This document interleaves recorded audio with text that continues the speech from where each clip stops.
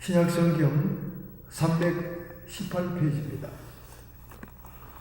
신약성경 318페이지 빌립보서 1장 12절부터 30절의 말씀. 빌립보서 1장 12절부터 30절의 말씀. 신약성경 318페이지입니다. 빌립보서 1장 12절부터 30절. 형제들아, 나의 당한 일이 도리어 복음의 진보가 된 줄을 너희가 알기를 원하노라. 이러므로 나의 매임이 그리스도 안에서 온 시위대함과 기타 모든 사람에게 나타났으니 형제 중 다수가 나의 매임을 인하여 주 안에서 신뢰함으로 겁없이 하나님 말씀을 더욱 담대하게 말하게 되었느니라. 어떤 이들은 투기와 분쟁으로, 어떤 이들은 착한 뜻으로 그리스도를 전파하나니 이들은 내가 복음을 변명하기 위하여 헤어짐을 알고 사랑으로 하나 저들은 나의 매임에 괴로움을 더하게 한 줄로 생각하여 순전지 못하게 다툼으로 그리스도를 전파하느니라. 그러므로 무엇이뇨? 외모로 하나 참으로 하나 무슨 방도로 하든지 전파되는 것은 그리스도니 이로써 내가 기뻐하고 또한 기뻐하리라. 이것이 너희 간구와 예수 그리스도의 성령의 도우심으로 내 구원에 이르게 할 줄을 아는 고로 나의 간절한 기대와 소망을 따라 아무 일이든지 부끄럽지 아니하고 오직 전과 같이 이제도 온전히 담대하여 살든지 죽든지 내 몸에서 그리스도가 존귀되게 하려 하나니 이는 내게 사는 것이 그리스도니 죽는 것도 유익함이니라. 그러나 만일 육신으로 사는 이것이 내일의 열매일진데 무엇을 가리는지 나는 알지 못하노라. 내가 그 두 사이에 끼었으니 떠나서 그리스도와 함께 있을 욕망을 가진 이것이 더욱 좋으나 그러나 내가 육신에 거하는 것이 너희를 위하여 더 유익하니라. 내가 살 것과 너희 믿음의 진보와 기쁨을 위하여 너희 무리와 함께 거할 이것을 확실히 아노니 내가 다시 너희와 같이 있으므로 그리스도 예수 안에서 너희 자랑이 나를 인하여 풍성하게 하려 함이라. 오직 너희는 그리스도 복음에 합당한 생활을 하라. 이는 내가 너희가 가거나 떠나 있으나 너희가 일심으로 서서 한뜻으로 복음의 신앙을 위하여 협력하는 것과 아무 일이든지 계속하는 자를 인하여 두려워하지 아니하는 이 일을 듣고자 합니다. 이것이 저희에게는 멸망의 빈거요 너희에게는 구원의 빈거니 이는 하나님께로부터 난 것이니라. 그리스도를 위하여 너희에게 은혜를 주신 것은 다만 그를 믿을 뿐 아니라 또한 그를 위하여 고난도 받게 하시니라. 너희에게도 같은 싸움이 있으니 너희가 내 안에 본 바요 이제도 내 안에 드는 바니라. 아멘. 오늘의 말씀의 제목은 진보의 기회라는 제목으로 은혜의 말씀을 나누고자 합니다. 우리가 방금 봉독한 이 빌립보서 편지는 로마의 감옥에 있던 사도 바울이 개인적이며 윤리적인 성격의 기독교의 진술을 이 빌립보서에 담아놨습니다. 케노시스론이라고 합니다. 신학적으로 케노시스론. 이것은 하나님의 비움, 종의 형체를 얘기합니다. 하나님이 천지를 지으시고 만물 중에 만왕의 왕 되시며 조물주가 되심에도 불구하고 스스로 자신을 비워 겸손의 모습을 보이신 거죠. 그래서 종의 형체로 말씀이 육신이 되어 우리 사람 가운데 인자의 모습으로 오신 예수님. 그것이 바로 케노시스론이라고 합니다. 하나님의 비움, 종의 형체. 아주 신학적으로 중요한 명제가 이 빌립보서에 기록되어 있습니다. 아주 중요한 서신이죠. 그래서 하물며 하나님께서도 자기를 비워서 종의 형체를 입고 우리 가운데 왔다는 거예요. 그래서 하나님이 사람이 된다는 것이 엄청난 사건이기 때문에 구약성경 다니엘서 같은 예언서에는 인자란 말이 자꾸 나와요. 인자, 사람의 아들이라는 거예요.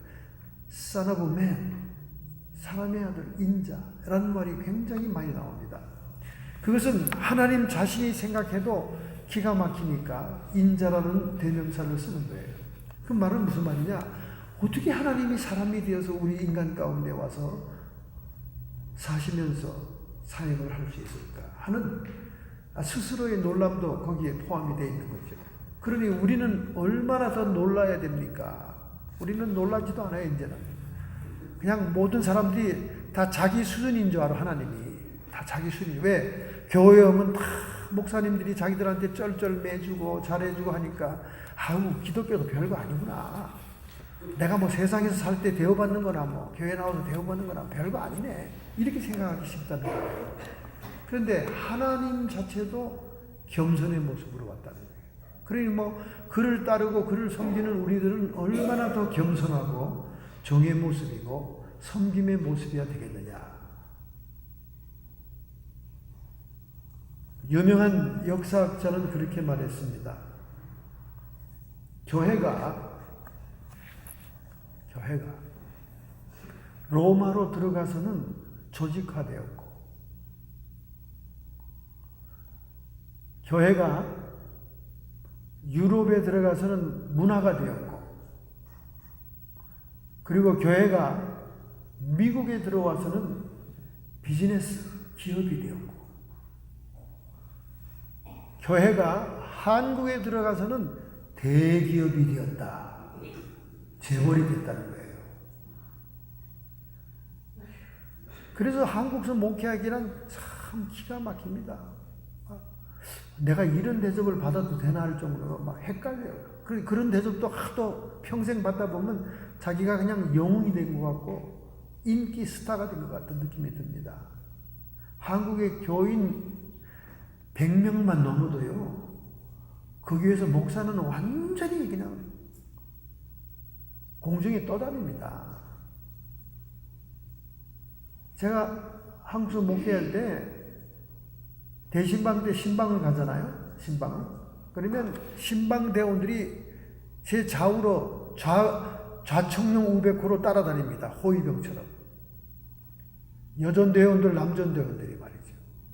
제가 한국의 실상을 얘기하는 거예요. 제가 경험한 것 수준에서.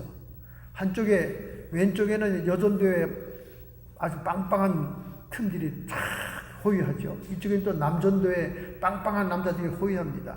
그것도 주간 대낮에 대신방 때는 이렇게 스케줄을 정해놓고 모든 그 가정들을 신방하는 그거다. 연례 행사를 합니다. 그럼 이쪽에 막 빵빵한 이 여전대원들은 막 교회를 대표하는 인물도 좋고 덩치도 좋고 그냥 모델 같은 분들이고, 이쪽에 남전도 회원들도 막 사회적으로 명망이 높은 분들이에요.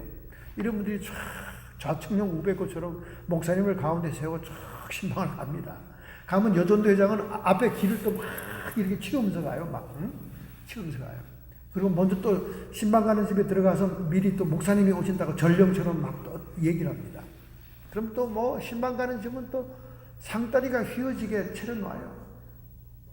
그러니 목사가 집집마다 가서 그걸 다 먹어야 되니까 옆에 장로님 사모님은 항상 이 백에 가스명수, 할명수, 쌍화탕까지 막 다 준비해가지고 다니는 거예요.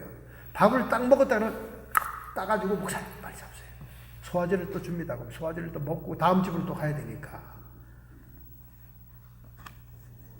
정말 교회가 한국에 들어와서는 대기업이 됐다는 말이 맞는 말이에요. 그래서 너무 한국의 큰 교회들은 완전히 사회 기업 사장처럼 그렇게 기업처럼 운영이 되고 있습니다. 그러니까 이게 잘못된 거지요, 여러분. 이게 잘못된 겁니다. 주의 종들을, 사역자들을 존중하고 존경하고 이런 건 다 좋아요. 다 좋습니다. 뭐 그런 마음의 자세 있으면 좋죠. 성도들도 섬김의 자세면 좋고, 근데 목사들도 거기에 맞춰서 섬김의 자세로 모습은 보이지만은 그런 대접을 받다 보면 내면에서 그런 진정한 겸손이 안 나와요. 뭐가 된 것 같은 느낌이 듭니다. 지금도 우리 총장님 사모님하고 이렇게 이제 방문을 해서 대화를 나누면 그런 얘기를 해요. 내일 또 이제 우리 총장님 방문하러 갑니다. 정기 방문인데 가는데 가면 사모님이 목사님 제가 부목사 사모였는데도요, 무슨 공주인 제가 알았어요. 왕비인 줄 알았어요. 저희 아버님이 목회하고 세우셨던 그 김천에 그 남산동 교회라고 있는데, 그 교회 바로 또 건너편에 황금동 교회는 장로교회가 있어요. 거기서 부목을 했다는 거예요. 우리 총장님이 늦게 신학을 하셔가지고요, 부목사를 했는데 사모님이 가면 그 얘기 맨날 하는 거예요. 미국서는 그런 대접을 받아본 일이 없으니까, 목사님 제가 그때는 너무 송구스럽고, 왜냐면 국회의원 사모님들, 뭐 동네 유지에 뭐 동네에서 땅땅거리는 의사, 병원 원장 때 이런 분들이 막 자기를 떠받드는데, 자기가 담임 목사 부인도 아니고 부목사 부인인데도 그 얘기를 계속하니까, 그러니까 얼마나 그 인상이 아직도 남아 있으면, 그 충격이 컸으면 저희 갈 때마다 그 얘기를 하겠어요. 목사님, 저희들이 세문안교회, 극현교회 초청받아 안 간 것이 다행이지, 거기 가서 목회했으면 아마 저희와 나는 영원히 구원받을지 안 받을지도 모를 거예요. 왜냐하면 너무 교만해져가지고 막 사람들이 떠받들어 주니까. 기업이 된 거지, 한국에서는. 기업이 된 겁니다. 근데 우리 하나님마저도 겸손하고 섬기는 모습. 그래서 요즘은 대교회 목사들 안 좋아합니다. 대교회 목사 안 좋아해요. 왜냐하면 너무 그런 대우를 받아서 다른 사람이 돼 있기 때문에. 지금 얼마나 한국의 대교회들이 문제가 많습니까? 문제가 많아가지고 기독교가 점점 인구가 줄잖아요. 뭐 뻥하면 대기업의 비리들이 막 유튜브에 나오고 터져 나오지 않습니까? 그래서 요즘은 작은 교회 운동이 일어나고 있어요. 작은 교회 운동. 하나님마저도 자기를 비워 인간의 모습으로 이 땅에 오셨고, 그리고 주님은 그렇게 연단과 고난의 세월을 하시다가 자기의 희생까지 하시고 우리 인류를 구원하시고 가셨잖아요. 그 케노시스론, 종의 형체의 모습, 하나님의 비움의 신학이 이 빌립보서의 작은 성경에 들어있기 때문에요. 이 빌립보서는 굉장히 신학적으로 중요한 책입니다. 로마서도 중요하고 빌립보도 중요하고, 그렇죠. 에베소서는 교회론이 있는 거고. 그래서 이 사도 바울이 이때 AD 61년부터 63년 사이에 로마에 투옥이 돼 있었어요. 제가 그 투옥되었던 감옥도 가봤다는 거 아닙니까? 로마의 감옥에. 정말 눈물 나고 감격스럽습니다. 우리가 지금은 이렇게 떨어져 생각하면 별거 아니다 생각했는데, 그 역사적인 현장에 가보면 그냥 저절로 통곡이 나옵니다. 통곡이 나와요. 그냥 그 차디찬 돌멩이로 된 그 동굴 같은 그 철장의 감옥이에요. 그리고 그 사도 바울이 그 감옥에서 구원받은 사람들을 그 세례를 주느라고 물이 필요해서 하나님께 물을 구했는데, 그 안반에서 그 물이 나온 거 아닙니까? 그것도 그 자리 흔적이 아직도 남아있어요. 세례하기 위해서 남은 물 주던 안반이. 그런데 그 정식으로 이렇게 사도 바울이 그 감옥에 들어가기 전에 이제 가이사의 재판을 기다리느라고, 로마의 시민권자였기 때문에 그 가이사가 직접 그 재판을 해줘야 됩니다. 그 재판을 기다리느라고 셋집에, 이런 셋집에서 기다리고 있었어요. 기다리고 있는 동안 그가 거기서 전도를 합니다. 감옥에 가서는 뭐 감옥의 간수들 전도하고 막 이렇게 했지만은, 그 셋집이 그 감옥 근처에 있고 왕실 근처에 있었기 때문에 왕실의 사람들을 전도할 수 있고 접촉할 수가 있었어요. 그래서 로마가 기독교 국가가 되는데 대단한 그 공헌을 한 거예요, 사도 바울. 왜냐하면 그 왕실의 그 왕족들을 전도를 했거든. 그러니까 콘스탄틴 대제의 어머니 같은 헬레나 같은 분이 그런 그 복음을 접할 수 있었던 거죠. 그래서 그 이제 전도를 했다는 거예요. 근데 이렇게 그 어려움을 당하고 있을 때 두 가지 종류의 성도들이 있습니다. 그 어려움 당한 사람을 안 깐 이마를 또 까는 식으로 괴롭히고 모함하는 성도들이 있는가 하면, 그 감옥에 들어가 있는 주의 종을 불쌍히 여기고 긍휼히 여겨서 옥발하지 않으라고 조금이라도 뭘 사잡수시라고 뭘 하라고 헌금을 보낸 교회가 있다 그 말이에요. 바로 이 빌립보 교회가 에바브로 디도편에, 에바브로 디도편에 그 헌금을 전달했어요. 두 번 이상을 한 것 같아요. 근데 이제 성경에는 2번만 이렇게 기록이 되어 있는데 2번 이상 한 것 같아요. 그렇게 이제 헌금을 보내서 그 사도 바울을 갖다가 이렇게 용기를 북돋아줬죠. 그런 감옥에 갇혀 있거나 그런 그 처지에 있으면 자기 혼자 떨어져 있고 자기가 버림받은 같은 느낌이 들거든요. 그러니까 옥에 갇힌 사람들을 찾아봐 주라. 우리 주님이 그렇게 얘기한 게 그 얘기거든요. 그런데 오히려 또 감옥에 갇힌 것을 막 헐뜯는 그런 성도들도 있어요. 사람들이 고난을 당하고 고통을 당하면 위로를 해야 되는데 막 헐뜯어요. 무슨 죄값이 있으니까 그렇지 뭐 어쩌지. 정말 그럽디다. 제가 연단과 고난을 당해보니까 정말 못 듣는 사람들 많아요. 평생 모릅니다. 환난을 당해보면 그 저희 동료 목사들 가운데도 아주 그 음해하고 막 그 나쁜 얘기하는 그런 분들도 있고 이런 분들이 있어요. 그게 얼마나 고통스럽습니까? 고통 중에 더 고통스러운 거죠.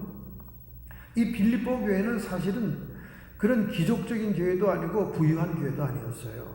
그 시작부터가 이방 여인 자주장사, 옷감 장사, 그 이렇게 그 퍼플 칼라, 자주빛인가 퍼플 보랏빛 그런 그 옷감을 주로 팔고 하는 비단 장사라는 거죠. 비단 장사. 그런 하는 그 루디아라는 여인이 있었어요. 그 당시에 그 퍼플 칼라나 이런 비단 장사는 굉장히 그 고급 장사죠.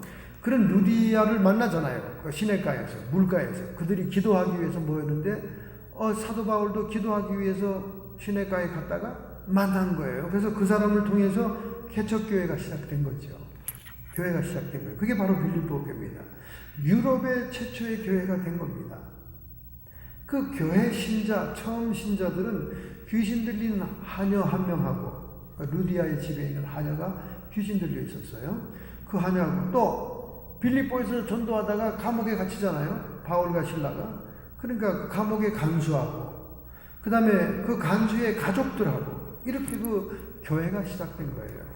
그러니까 빌립보 교회가 그렇게 튼튼한 교회가 아니죠. 아주 서민적인 교회인데, 그러나 그들은 굉장히 열정적인 헌신의 마음이 있었고, 그들이 가난한 처지임에도 불구하고 2번 이상 그 멀리 로마, 얼마나 멀립니다. 생각도 안 되고 멀리 사람이 떨어지면 마음도 멀어지는데 그 바울에게 헌금을 보낸 교회다 그 말이에요. 아이고 사도 바울도 별조 없구나. 돈 받고 헌금 받으니까 그렇게 사랑하고 생각하네. 그게 아니에요. 물질이 가는 곳에 마음이 있는 거예요. 그렇기 때문에 그 마음을 알기 때문에, 그 사랑과 정성을 알기 때문에 그 빌립보 교회를 애틋하게 생각하는 거지. 그 돈 몇 푼 받았다고 막 그 돈 때문에 무슨 뇌물 받은 사람처럼 막 안달했다 그런 말은 아닙니다. 그렇게 생각하면 안 돼요. 여러분이 이 헌금과 물질을 뛰어넘지 못하고는 절대 여러분 신앙 잘하지 않습니다. 그리고 절대 여러분의 신앙이 하나님께 합격이 안 돼요. 오늘 아침에도 차 타고 오면서 헌금 얘기 그만하라고 얼마나 지어박혔는지 제가 설교할 의욕이 안 날 정도입니다. 아니 가난한 교회 앞에 놓고 몇 명 안 되는 교회 앞에 놓고 무슨 설교를 맨날 내가 평생 50년 목회 마지막 종점에 깨달은 거기 때문에 여러분에게 이 얘기를 안 할 수가 없는 거예요. 저는 헌금하고는 완전히 상극이었습니다. 왜? 헌금으로 내 몸과 살이 형성이 되고 성도가 헌금으로 갖다 준 쌀로 근육이 만들어지고 내 생명이 태어나고 내가 살아왔기 때문에 그 헌금 때문에 받은 멸시와 모멸과 핍박 때문에 헌금 콤플렉스가 있는 사람이어서 평생 동안 헌금을 얘기 안 했다 그 말이야. 그 목사가 철이 들들은 거지. 그런데 제가 목회의 종점 이제 끝나가는 마지막에 와서 깨달은 바, 아하, 헌금을 떼놓고는 신앙이 자라지도 않고 하나님께 합격도 할 수 없겠구나 하는 걸 깨달은 거예요. 그렇게 사모가 오늘 헌금 설교는 절대 하지 말라고 앞으로 그렇게 막 거품을 내고 집에서 떠나는 순간부터 여기 올 때까지 그 문제로 제가 아주 스트레스를 받았는데 하나님이 또 헌금 얘기 또 하게 하잖아요. 설교 말씀하시고 헌금 얘기 안 할수록 피해갈 수 없게 하잖아요. 그러니 이게 얼마나 기가 막힌 하나님의 섭리야. 생각해 보세요. 제가 왜 이 얘기를 하겠습니까?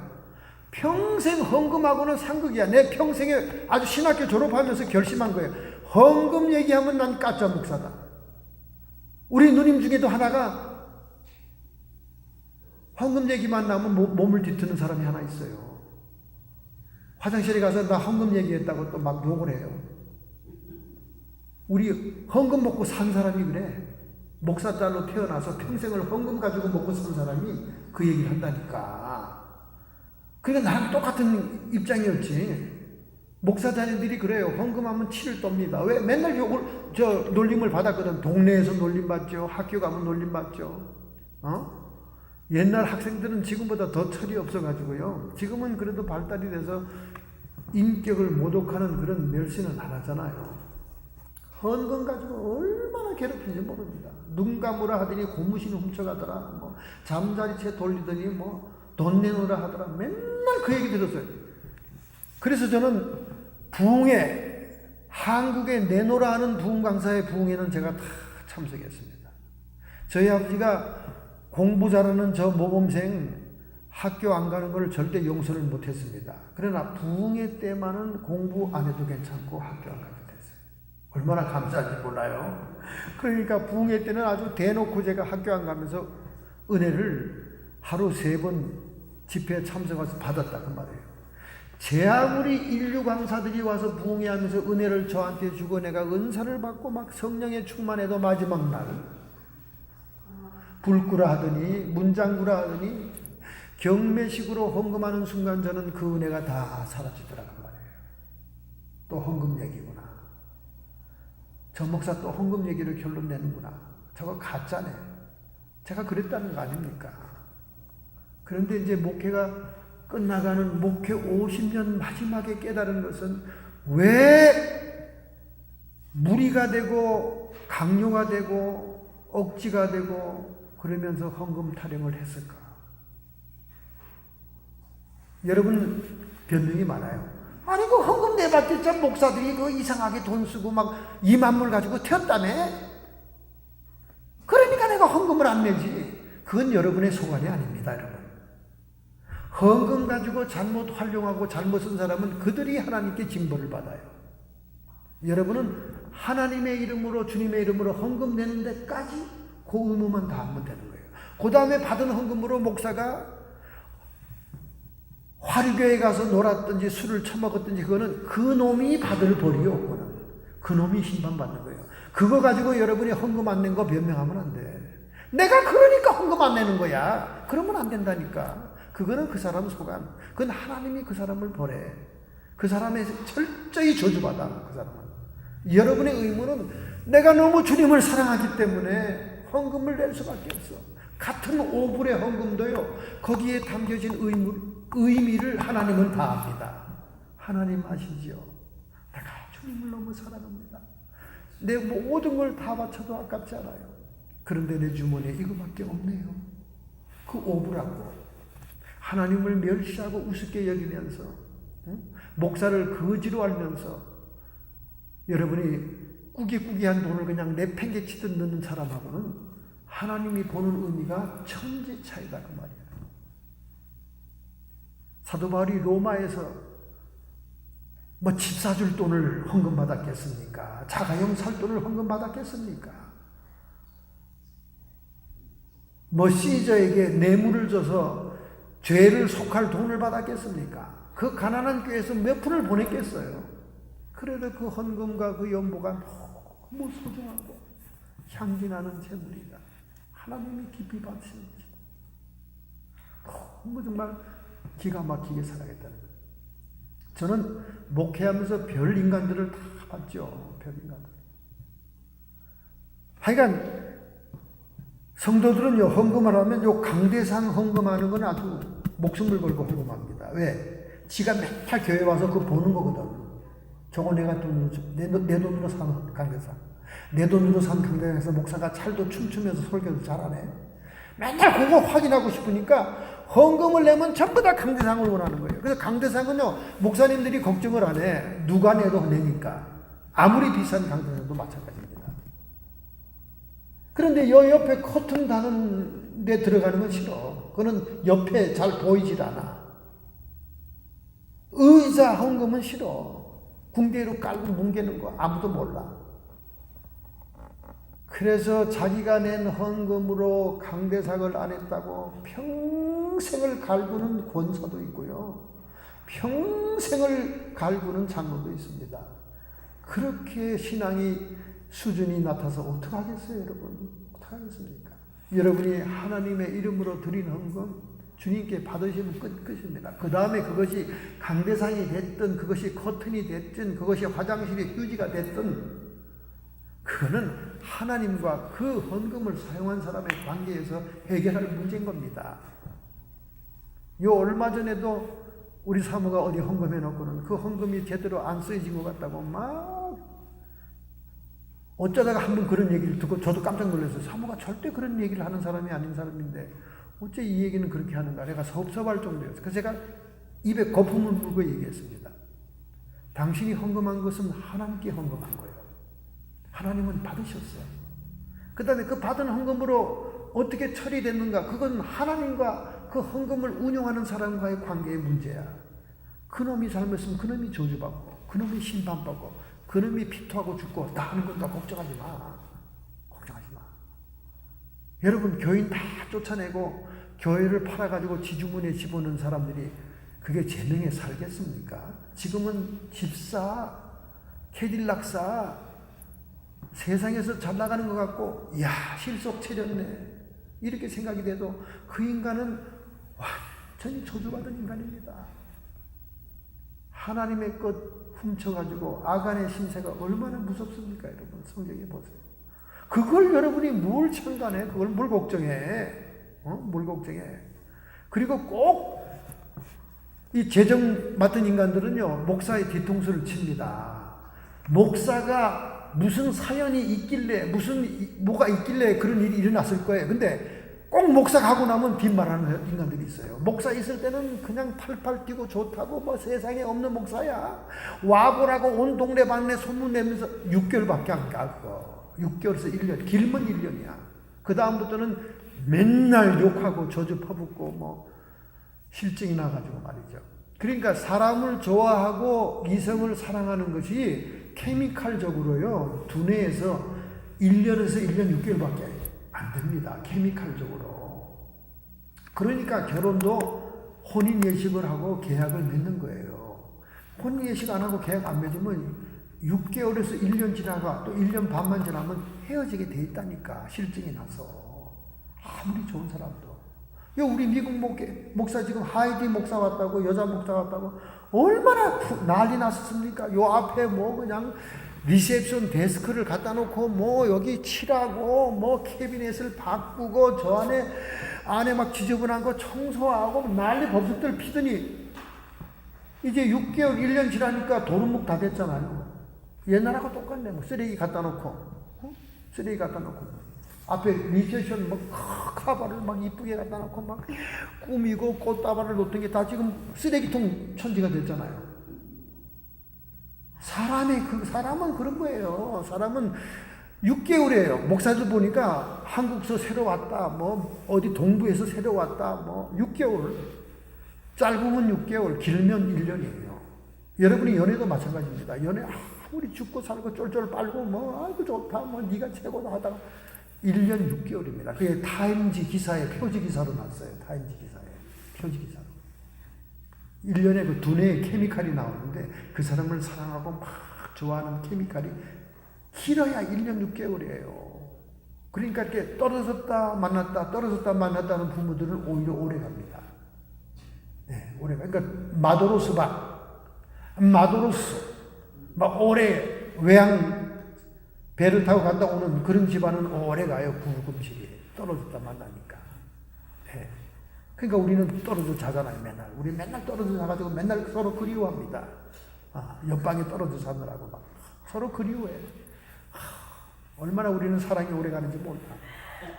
같이 한이불에서 잤으면 벌써 이혼했지. 그냥 떨어져 하니까 너무 그리워. 옆방에서 어떤 궁금하고 말이지. 응? 무슨 소리가 나면 뭘 듣고 있을까 막. 여러분, 사도 바울이 감옥에 가고 묶임을 당한 이 매임 당한 일로 인해서 다른 사람들은 비방하고 모함하고 헐뜯고 이러는 사람들이 있어요. 지가 가짜 사도로 지 혼자 잘난 척하더니 감옥에 갔구나. 뭐 이런 식으로 사람들이 헐뜯었는데 사도 바울은 이걸 어떻게 해석했습니까? 내가 매인 것은 복음의 진보를 가져왔다. 할렐루야. 복음의 진보를 가져왔다는 거예요. 왜? 사실이잖아요. 로마의 황족들을 언제 접해봐. 일반 서민인 사도 바울이 상인 집안의 출신이 언제 만나봐. 왕족들을 가까이에서 전도할 수 있었잖아요. 그래서 결국은 기독교가 국교가 되는 그런 하나의 그 시작이 됐다는 거 아닙니까? 여러분, 이번에 소울릭이라는 태풍이 와가지고 얼마나 한국이 발칵 뒤집어졌습니까? 막 중계방송하고 말이죠. 막 아파트마다 막 창문에 테이프를 붙이고 나무에 문짝을 베이다판으로 막고 뭐 배들은 막 묶고 또 막 그 어촌의 배들은 다 또 막 비싼 돈 100만 원씩 50만 원씩 들여가지고 그걸 육지로 끌어올리고 난리법석을 폈잖아요. 태풍이 온다고. 근데 얼마나 하나님이 또 은혜를 베풀었어요. 그 태풍이 본래 산동성으로 중국으로 가려고 그랬는데 진로를 갑자기 틀더니 한국 그냥 한반도로 지나가는 거예요. 아이고 재수없게 됐구나. 하나님이 한국을 벌주나 했더니 옆에 또 쌍둥이가 하나 딱 나타나더니 그 쌍둥이 태풍 때문에 뒤늦게 나타난 쌍둥이 태풍이 먼저 나타난 태풍을 막 흡수해가지고요. 그 태풍이 살짝 지나간 거예요. 할렐루야. 얼마나 감사해. 감사잖아요. 근데 여러분, 태풍을 왜 만들었어, 하나님이? 저렇게 못된 거를. 근데 여러분, 태풍이 없으면 안 되는 자연 법칙이 있어요. 태풍이 와서 1년에 몇 번씩 훌깍 뒤집어 놔야 모든 생태계가 다 활기 있게 사는 겁니다. 이거 보세요. 태풍이 없는 우리 캘리포니아 지역은 어떻습니까? 맨날 산불 나잖아요. 맨날 산불. 왜 산불이 나는 줄 알아요? 태풍이 안 와서 그래, 태풍이. 아니, 목사님, 그 뭔 말입니까? 바람 때문에 막 불이 막 불어 번져나가는 그게 아니에요. 태풍이 와서 홀딱 뒤집어 놔야 나무와 나무 사이가 간격이 있는 거예요. 할렐루야. 그리고 나무가 이렇게 부딪히는 부분이 다 잘라져 나가는 거예요. 태풍 때문에. 그러니까 자연 발화가 안 되는 거예요. 그래서. 그 하나님은 여러 가지 많은 복합적인 섭리를 가지고 태풍으로 획 다 뒤집어 놔야 돼. 한 번씩. 다 뒤집어 놔야 돼. 그래야 이 모든 생태계가 보존돼요. 근데 요세미티에 있는 거나 저쪽 멘도시노에 있는 거나 확 뒤집어 놓는 태풍이 캘리포니아에 없으니까 이것들이 전부 다 빈틈없이 부딪혀 있는 거예요. 그러니까 이게 조금만 자꾸 마찰되면 거기서 자연 발화가 돼가지고 불이 나는 거예요. 나는 처음에 그걸 믿질 않았어. 아무리 설마 자연 발화가 될까 그랬는데 우리 동네 바로 앞에 앞집 길 건너 집에서 자연 발화가 일어나는 거 보고 아이고 진짜네. 울타리로 세운 나무들이 지들끼리 부벼서 불이 나가지고 막 큰 불이 되더라고요. 막 집이 다 탈 뻔했어요. 소방서 나갔어요. 야, 태풍이 그런 거예요. 태풍이 오는 이유가 그것만 있겠어요? 우리가 모르는 하나님의 놀라운 섭리가 이 만물 속에 있는 것처럼 사도 바울이 묶임을 받고 감옥에 가는 것도 복음의 진보의 역사였다는 거예요. 할렐루야. 로마서 8장 28절 하나님을 사랑하는 자에게 모든 것이 합력하여 선을 이루느니라. 여러분 옆에 그 무지막지한 남편, 말도 안 통하고 벽창호 같은 남편, 큰 못된 것이 없었다면 오늘 여러분 신앙이 없는 거예요. 그 남편하고 둘이 맨날 크루즈나 타러 다니고 유럽 여행이나 가고 스키장에 가고 놀러 다니라고 교회를 안 나오기 때문에 여러분의 믿음이 자라지도 않았고 여러분이 구원받을 만한 성도가 못 됐다는 거예요. 근데 남편이 핍박을 하고 막 괴롭히니까 여러분이 의지할 곳은 주님밖에 없고 나갈 곳은 교회밖에 없으니까 나오다 보니까 믿음의 사람이 된 거 아니에요. 할렐루야! 복음의 진보입니다. 그러니까 고난이라는 것이 결코 우리에게 필요해서 온 것이라는 거예요. 믿으시면 아멘합시다. 내가 살 것과 너희의 믿음의 진보의 기쁨을 인하여 너희와 동거하게 될 것이다. 만나게 될 것이다. 그 말이에요. 사도 바울은 빌립보 교인들을 만나기를 원했던 거예요. 그래서 그는 영적으로 기도하는 사람이니까 일시 풀려날 것을 믿었습니다. 그래서 그가 풀려나죠. 감옥에 들어가기 전에 일시 풀려나서 다시 전도지에 오게 되고 교회를 만나게 되고 자기의 그 복음 선교의 증거를 간증을 하게 됩니다. 말씀의 가르침을 다시 드리게 되죠. 그래서 이 모든 연단과 고통이 합력이 되어서 믿는 자들에게는 구원의 빈거가 되었고 멸망하고 대적하는 자들에게는 멸망의 빈거가 되었다는 거예요. 빈거란 말은 증거란 말이죠. 법정 용어라고 거기 나와 있어요. 엔데익시스. 고린도전서 1장 18절 십자가의 도가 멸망하는 자들에게는 미련한 것이요 구원을 얻는 우리에게는 하나님의 능력이 됩니다. 할렐루야. 우리는 우리의 인생을 하나님의 섭리와 복음의 진보를 위한 기회였다고 해석할 수 있어야 여러분이 온전한 믿음 생활을 하고 있는 겁니다. 그래서 우리에게 범사의 감사가 나올 수밖에 없는 겁니다. 제가 이 범사의 감사라는 말을 깨닫기까지 얼마나 많은 세월이 갔겠습니까? 처음에 젊은 날, 어린 날에는 범사의 감사라는 말이 도대체 이해가 안 됐어요. 아니, 범사의 불평뿐인데, 범사의 불만뿐인데, 범사에 뭘 감사할 게 있어? 저희 아버님이 감사 설교를 참 많이 했어요. 어릴 때 감사 설교를 들을 때마다 아이고 무슨 감사할 게 그렇게 많다고 저렇게 위선적인 설교를 하시나 이렇게 맨날 생각했다 그 말이야. 얼마나 비판적이에요. 젊은 때는 반항적이고. 그런데 이제 나이가 들어서 인생이 끝나가니까 이제 죽을 때가 가까우니까 범사의 감사가 얼마나 깊은 말씀인가를 깨닫는 거예요. 얼마나 깊은 말씀인가. 순간순간 여러분 생각해 보세요. 여러분이 운전을 잘하는 줄 아세요? 천만의 말씀이에요. 여러분이 얼마나 운전도 실수하는지 몰라요. 막 순간순간 사고를 피해가잖아요. 이야, 속으로 막 깜짝 놀랄 때가 많아요. 얼마나 여러분 하나님이 보호해 주시고 은혜가. 여러분이 감사할 게 없어요? 여러분이 병 안 들고 지금 이렇게 건강해서 교회 나와 있는 것 얼마나 감사한지. 사람들은 암병이 걸려야 그때부터 감사하고 치료를 받아야 감사합니다. 치료할 것이 없는 여러분의 몸이 은혜의 몸이요. 얼마나 감사한 일이에요. 범사에 감사합니다, 여러분. 바로 사도 바울이 자기 복음의 진보가 된 그런 고난과 역경이라는 말을 다시 풀려나서 교회 성도들하고 간증하고 나눌 때 이것이 구원의 증거가 되었고 하나님은 영화롭게 하는 말씀이 되었다고 오늘 편지에 얘기하고 있는 것입니다. 할렐루야. 오늘 여러분이 그렇게 해석을 해야 됩니다. 할렐루야. 산호세에서 이런 일이 있었어요. 홈리스, 젊은 홈리스가 구걸을 해요. 차만 지나가면 막 구걸하니까 차 문을 열고 돈을 주려고 그랬습니다. 그러니까 돈을 안 받아요. 무슨 홈리스가 뭘 달라는 것처럼 막 손을 내미는데 돈을 주니까 돈을 안 받아요. 난 돈이 필요 없어요. 돈보다는 이거 이력서를 가져가세요. 이력서를 잔뜩 자기 이력서를 써가지고는 이력서를 나눠주는 거예요, 사람들한테. 이게 실리콘밸리에서 얼마 전에 있었던 일입니다. 이 사람은 데이빗 카시레즈라고 하는 26살의 청년인데 이 청년은 동부의 텍사스에서 대학을 졸업하고 웹 개발자로 일하다가 실리콘밸리 컴퓨터의 본산지로 진출하고 싶었던 거예요. 텍사스보다는 아무래도 실리콘밸리가 낫겠다.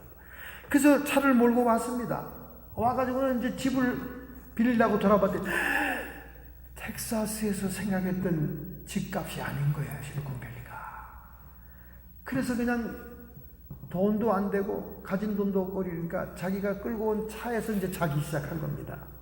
차에서. 여러분이 차에서 주무시려면 20 피트니스 앞에서 주무시는 게 안전합니다. 그냥 24시간 오픈하는 데니까. 그리고 RV 차량이나 이런 사람들에게 밤새도록 잘 수 있는 공간을 허락하는 데가 월마트예요. 월마트에 가서 자요. 월마트에 차를 끌고. 다른 데는 폴리스가 와서 못 자게 합니다. 공원도 안 되고 일반 주차장도 안 되고 일반 상점 앞에도 안 됩니다. 허가되는 데는 월마트과 24 피트니스 앞에서 여러분 자면 안전해요. 여러분에게 가르쳐 주는 거예요. 여러분 신세도 어떻게 될지 모르니까. 그래서 그냥 그 앞에서 잤어요. 이제 자기 차에서. 차에서 자다가 차를 운영할 돈이 떨어진 거예요. 가스비도 살 수 없고 차도 정비할 수도 없고 그렇게 된 거예요. 차도 그냥 싼 값에 팔아버렸어요. 그러니까 졸지에 홈리스가 된 거예요. 홈리스가. 그래서 텍사스에서 실리콘밸리에 취직하겠다고 왔다가 취직도 안 되니까 길거리에 홈리스가 된 겁니다. 이 청년이. 그래서 자기가 이미 써온 이력서를 가지고 지나가는 사람마다 홈리스처럼 그걸 주기 시작한 거예요. 그런데 돈은 받지 않고 이력서만 주는 걸 보고 어떤 한 여자가 트윗에다가 그 사실을 사진 찍어가지고 올렸어요. 청년이 돈은 받지 않고 이력서만 내밀었다. 취직해 줄 사람 없냐 그러더니 그것이 쫙 퍼져나갔어요. 그래가지고 아주 좋은 회사의 CEO가 그걸 보고는 그 사람하고 인터뷰해서 그 사람에게 취직 자리를 줬습니다. 얼마나 좋은 회사인지 몰라요. 할렐루야. 그의 고난과 그의 홈리스 생활이 오히려 텍사스에서 웹메스터로 일하는 것보다 더 좋은 회사로, 자기가 가고 싶은 회사로 취직이 되었고 아주 뻔듯한 그런 이제 생활을 하게 됐다는 거예요. 할렐루야. 여러분 뭐 홈리스를 갖다 욕할 게 없어요. 미국서는요 세 달만 집세 안 내면 쫓겨나고 3달만 자동차 페이먼 안 물면 차 착 와서 자물쇠 채우고 뭐 홈리스 되는 건 하루아침입니다. 여러분 알잖아요. 우리 교회 화장실에 인물 멀쩡한 남자가 맨날 잤잖아요. 저희가 우리 새벽 예배 하면서 새벽 예배 문 열려고 하다가 막 기겁을 했잖아요. 막 자서. 그래서 미국 목사님한테 항의를 했더니 미국 목사님이 뭐라고 그런 줄 아세요? 나보고 그 사람이 우리 교회 교인이었다는 거예요. 여기 교인이었다. 여기 교인들은 굉장히 부자들이에요. 여기에 루비힐에 전자회사 CEO들만 살고 아주 부자들입니다. 이 부자들이 나오는 게 아닙니까? 굉장히 잘 나가는 부자였다는 거예요. 그 남자가. 근데 갑자기 홈리스가 됐으니 자기 교인 아니에요. 추운데 화장실에 와서 좀 자겠다는데 그래서 키를 자기가 줬다는 거야. 야, 그 얘기를 들었더니 참 소름이 딱 끼치더라고요. 자기 교인이야. 인물도 막 얼마나 멋있는지 막 기름이 쫙 흐르는 거 인물도 좋아요. 막 등치도. 우리 사모도 보고 다 봤잖아요. 막 깜깜한 밤에 문 열다가 막 기겁을 하고. 여러분, 미국은 홈리스 되기 쉬워요. 우리 한국 홈리스들이 얼마나 코리아타운에 많은지 모릅니다. 그러니 여러분 감사할 일이죠. 할렐루야. 감사할 일입니다. 어쨌든 사도 바울처럼 고난이 복음의 기회가 되는 놀라운 역사가 여러분에게 있음을 믿습니다. 결단하고 결심하는 마음으로 여러분의 가슴에 손을 얹으시기 바랍니다. 하나님께 여러분의 생애를 드리는 결단을 하시길 바랍니다. 하나님, 나에게 있는 육신과 생명까지도 나의 모든 것도 나를 구원하시고 영원한 아버지의 집에 들어가게 하실 주님 앞에 아까울 것이 없습니다. 이것을 우리가 깊이 깨달을 때 정말 하나님을 사랑하게 될 것이고 주변의 사람들을 섬기게 됨을 믿습니다. 하나님, 저희 신앙이 한 차원 높아지게 해주시옵시고 하나님이 칭찬하시는 수준 높은 믿음의 사람이 되게 해 주옵소서. 이렇게 결단하고 결심하는 성도들을 이 시간 축복 안수해 주실 줄로 믿습니다. 주님, 저희들을 붙잡아 주시옵소서. 저희 마음에 평안을 주시옵소서. 성령 안에서 의와 평강과 희락으로 이 땅에서도 하나님 나라의 삶을 살게 해 주옵소서. 성도의 육체와 정신의 역사는 모든 질병들은 예수님의 권세로 이 시간 치료함을 받을지어다. 우리를 미혹하고 혼란케 하며 이간질하는 악한 귀신, 마귀의 세력들은 우리의 주변에서 쫓김받고 떠나가고 물러갈지어다. 우리 주님이 항상 동행하심을 감사하고 예수님의 이름으로 축복하며 기도하옵나이다. 아멘.